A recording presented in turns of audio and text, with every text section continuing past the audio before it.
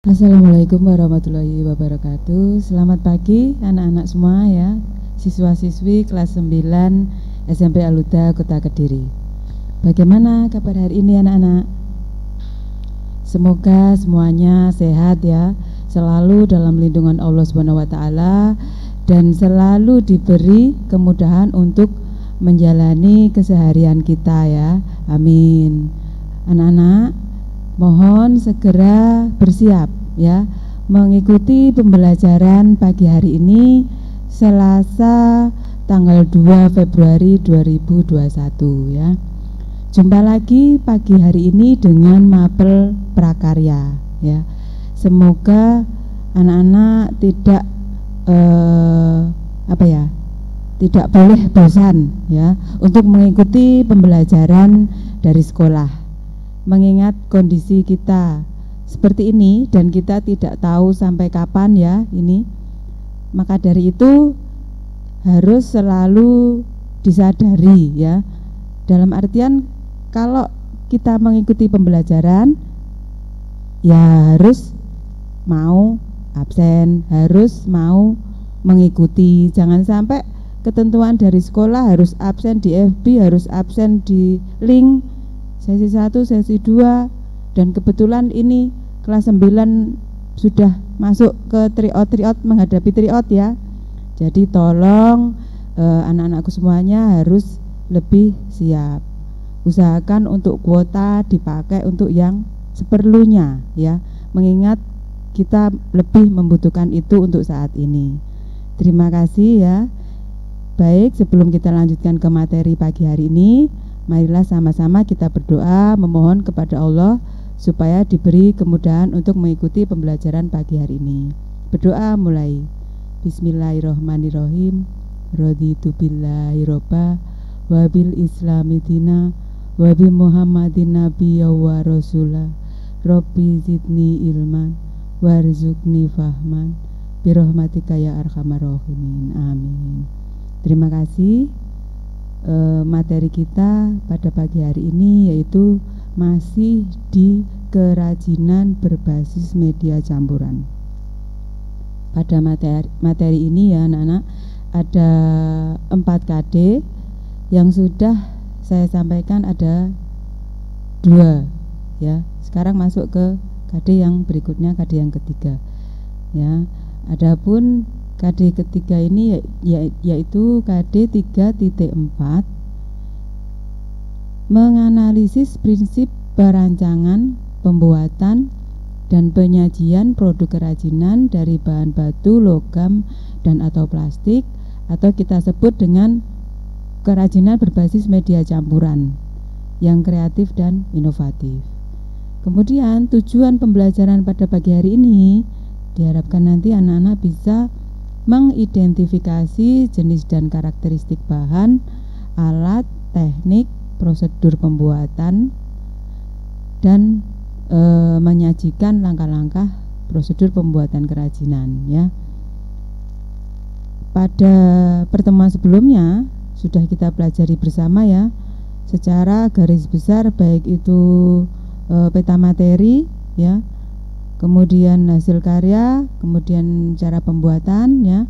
Di sini kita akan lebih memperdalam jenis dan karakteristik kerajinan berbasis media campuran.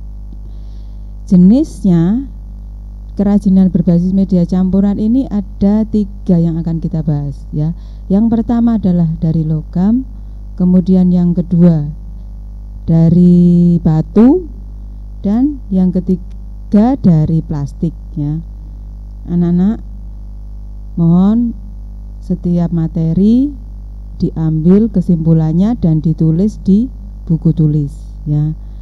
Jadi kalau nanti ketika sampean mengerjakan soal sudah punya catatan untuk melihat lagi ya.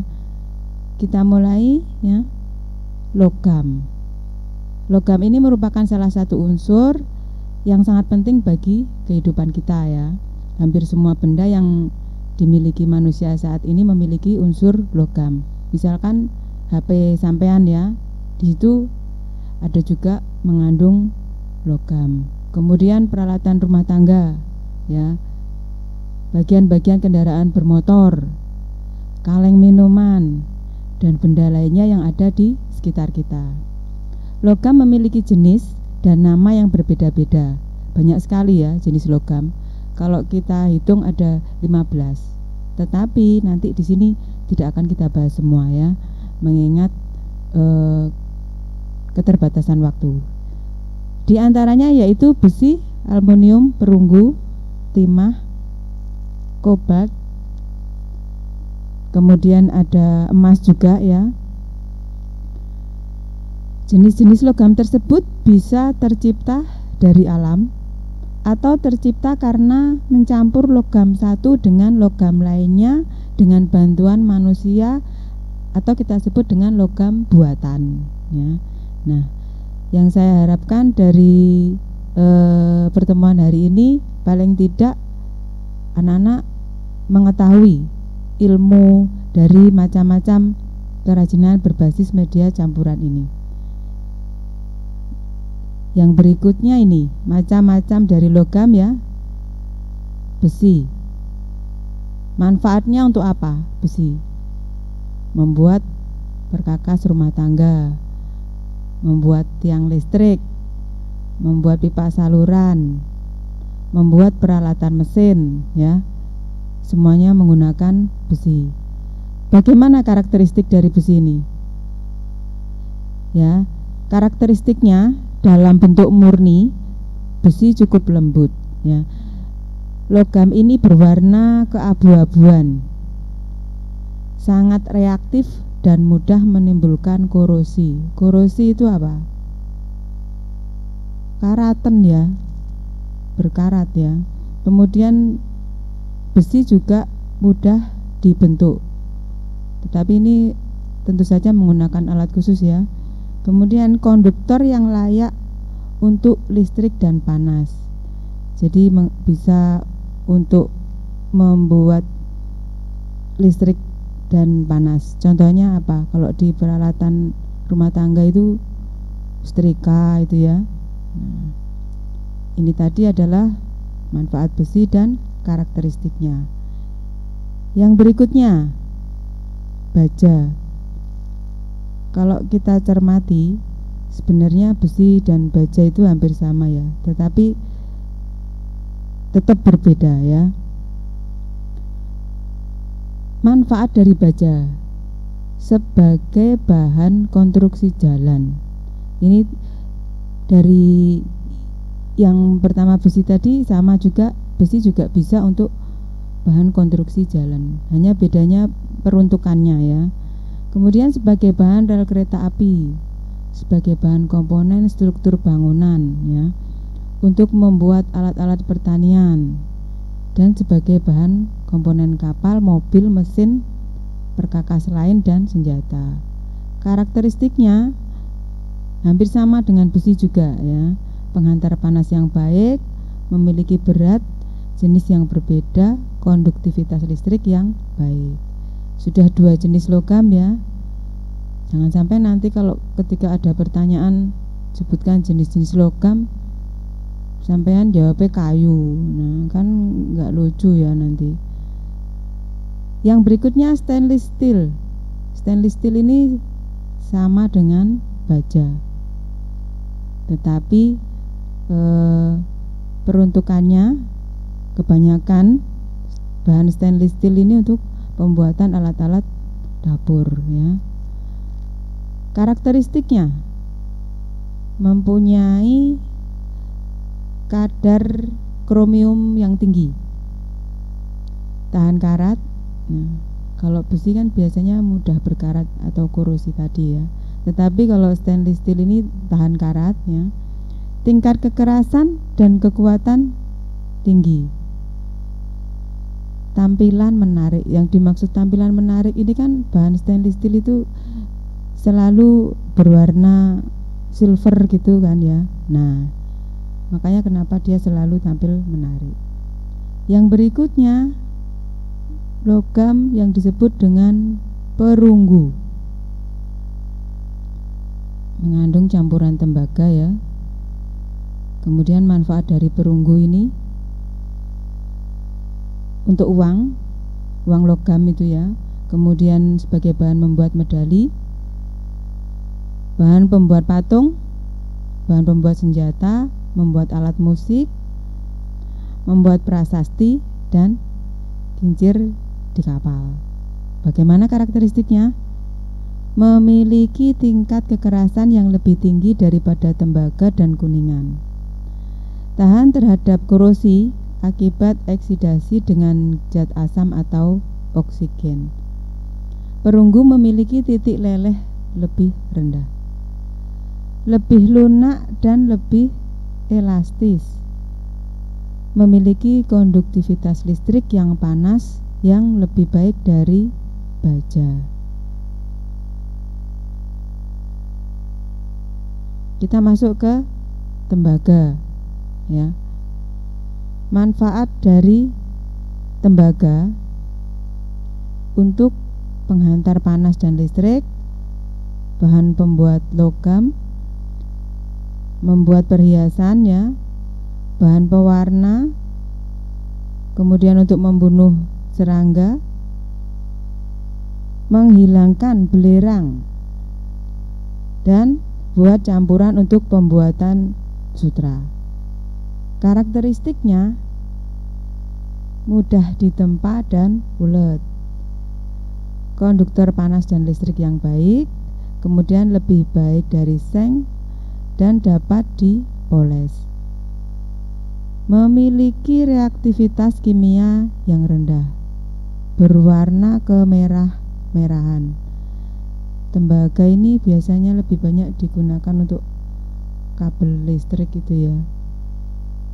Kemudian kalau diterapkan pada karya kerajinan bisa dibuat aneka bros ya, kita campur dengan media lain, misalnya biasanya menggunakan batu atau monte yang dari plastik ya. Pada pertemuan sebelumnya kan sudah kita bahas ya contoh dari kerajinan yang berasal dari logam ya. Kita masuk ke kuningan. Manfaat kuningan bagi kehidupan ya, sebagai dekorasi karena memiliki warna yang cerah seperti emas, sebagai bahan membuat alat rumah tangga, sebagai bahan membuat alat musik.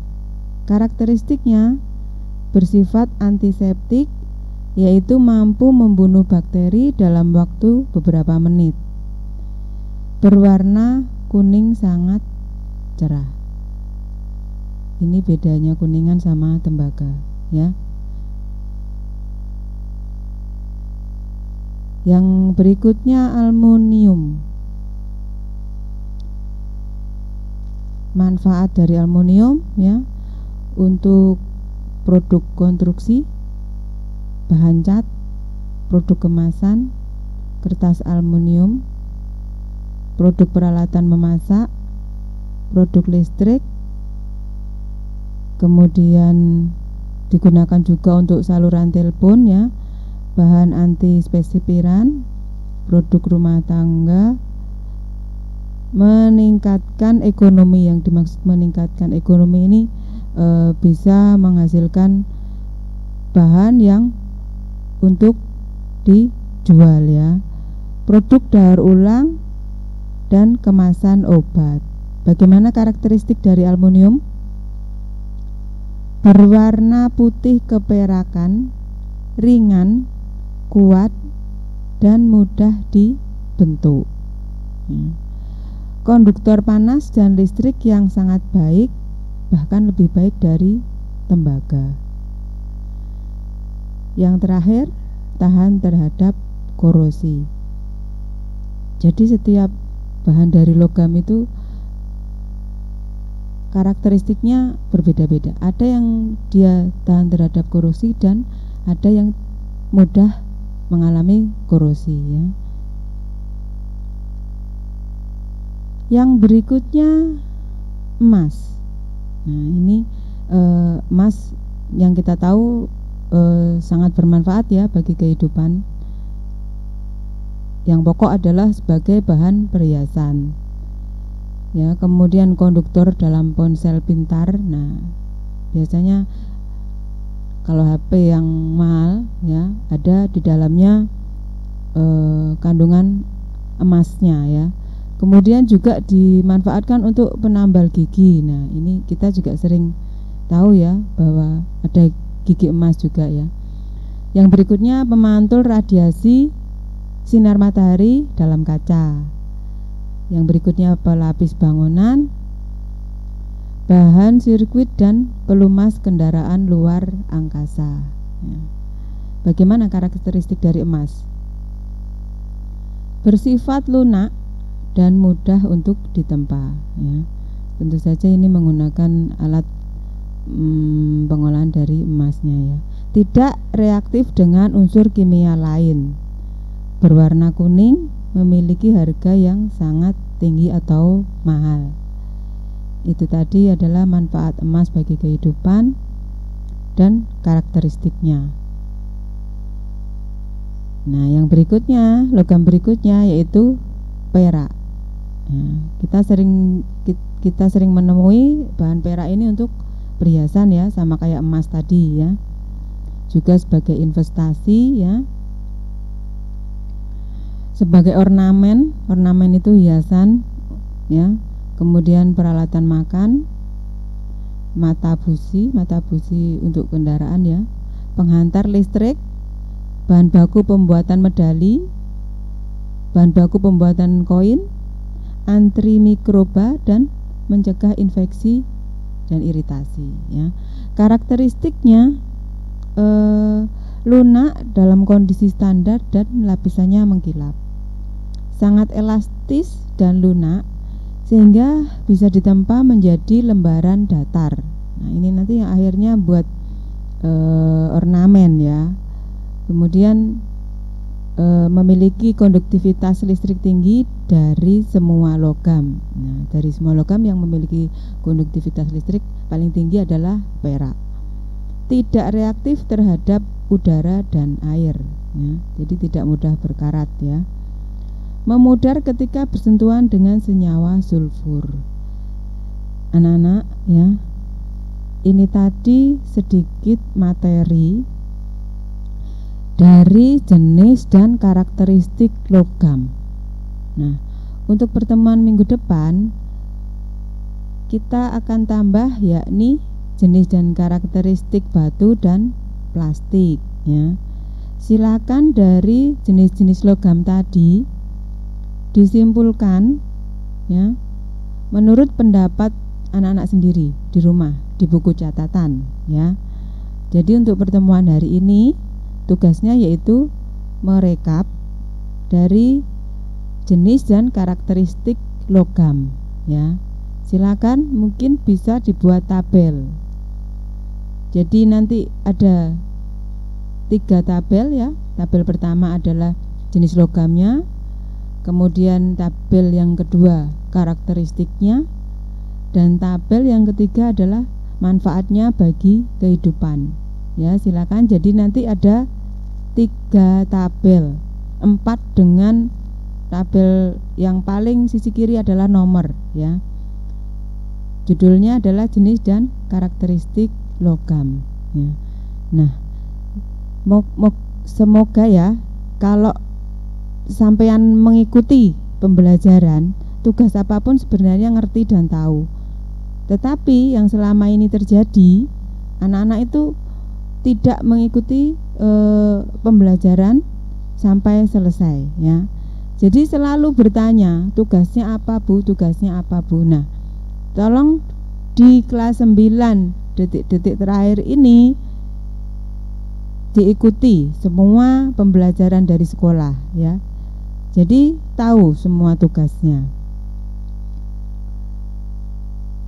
Ini mengingatkan ya kepada anak-anakku semuanya kelas 9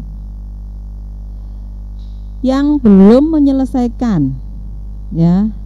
Yang pertama yaitu tugas praktek. Tugas prakteknya disuruh membuat apa kemarin? Nah, memilih salah satu dari bahan berbasis media campuran ini ya.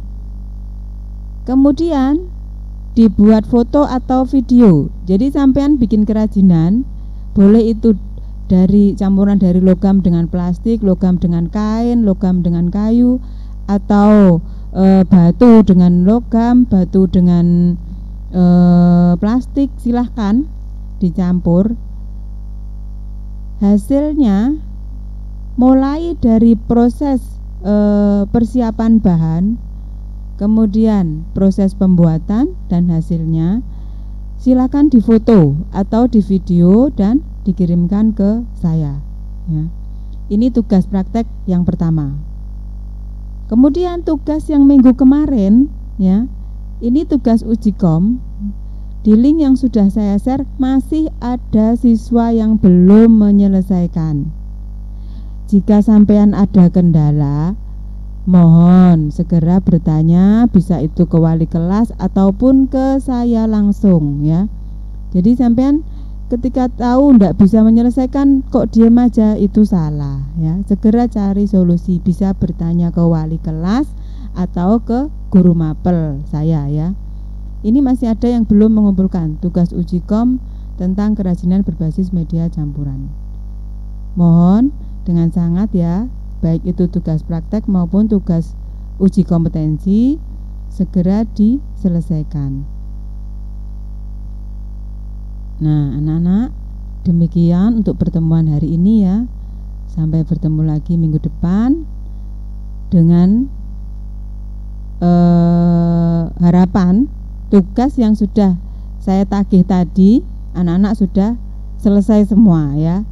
Karena minggu depan rencananya nanti akan saya beri penilaian harian ya untuk materi ini ya. Demikian yang bisa saya sampaikan, kurang lebihnya saya mohon maaf ya. Tetap semangat mengikuti pembelajaran, kemudian jaga kesehatan ya, tetap patuhi protokol kesehatan dan semangat. Wabillahi taufik wal hidayah. Wassalamualaikum warahmatullahi wabarakatuh.